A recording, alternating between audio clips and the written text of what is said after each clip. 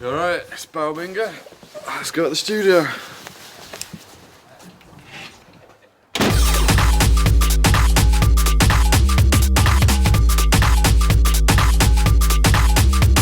Apple slice.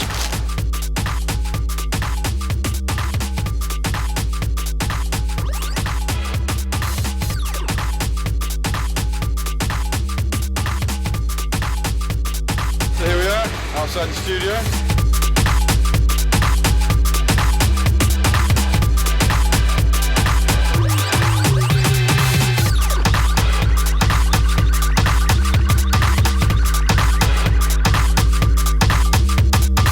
I'm Baobinga and we're in my studio on Stokes Croft.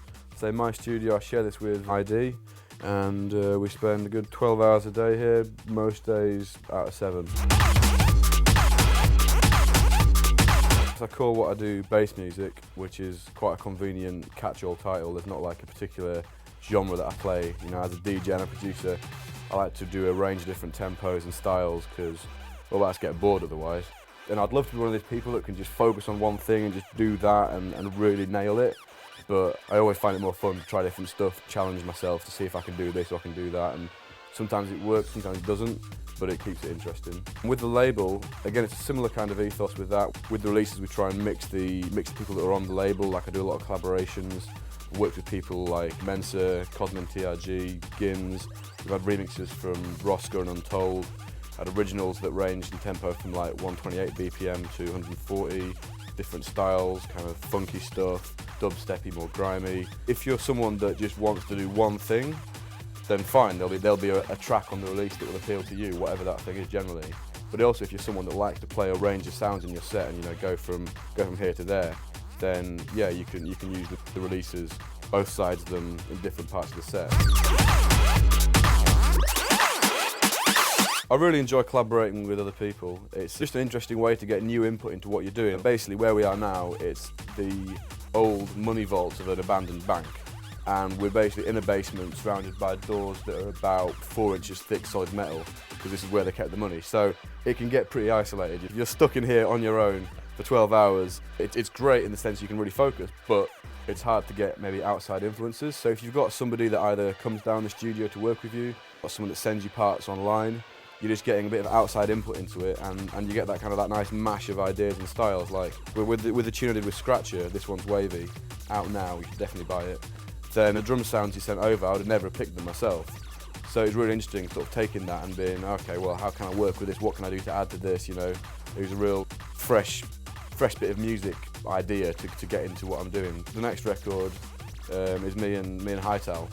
And he's obviously a Bristol boy, so he's been coming down the studio, I've been going to his place, we've been working together, actually in person working, which is great as well because you get to see the tricks that they would do, how they root stuff, kind of melodies they draw for, and again, it's just different ideas that you wouldn't necessarily come up with yourself, different ways of working. So I think it's really good when you hear a good collaboration. You can hear the elements of one style, elements of the other style, and then if it works well, they both come together.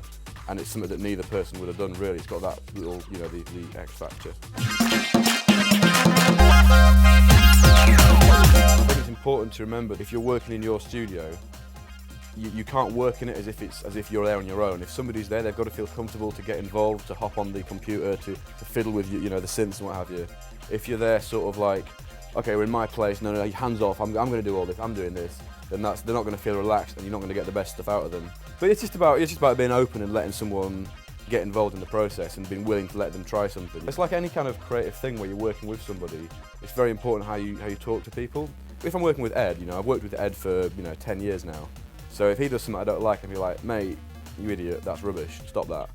If it's somebody I've never worked with before, I'm not going to be so brutal. When you're being creative, you're kind of putting part of yourself out there.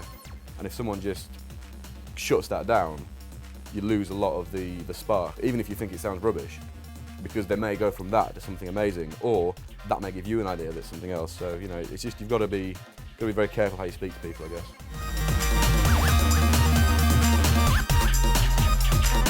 I guess something that's really important to me is having good drums.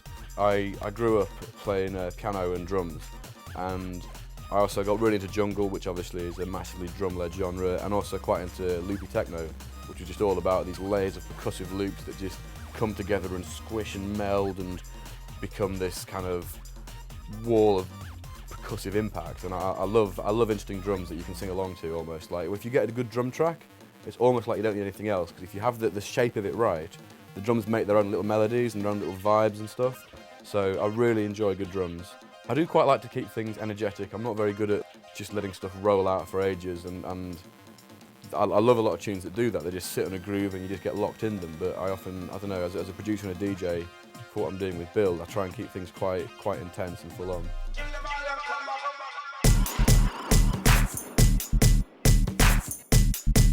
Bristol's a very sort of open community musically. Like, you know, last night, just randomly, we went round to Wedge's house. Wedge lives with Appleblim. We played on Wedge's radio show, then hung out and drank chamomile tea with Appleblim for a bit, you know.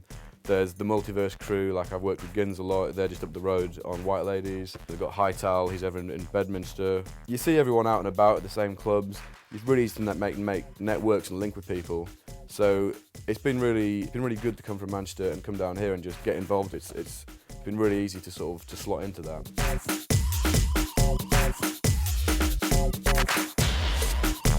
If you're trying to make interesting underground music, it might be quite hard to do that in somewhere that was too genteel and refined. Whereas, you know, you open the front door here and you're right in the thick of it. This is like a small basement with no natural light. So once you've been down here for 12 hours or whatever, you've got no really idea what's going on outside.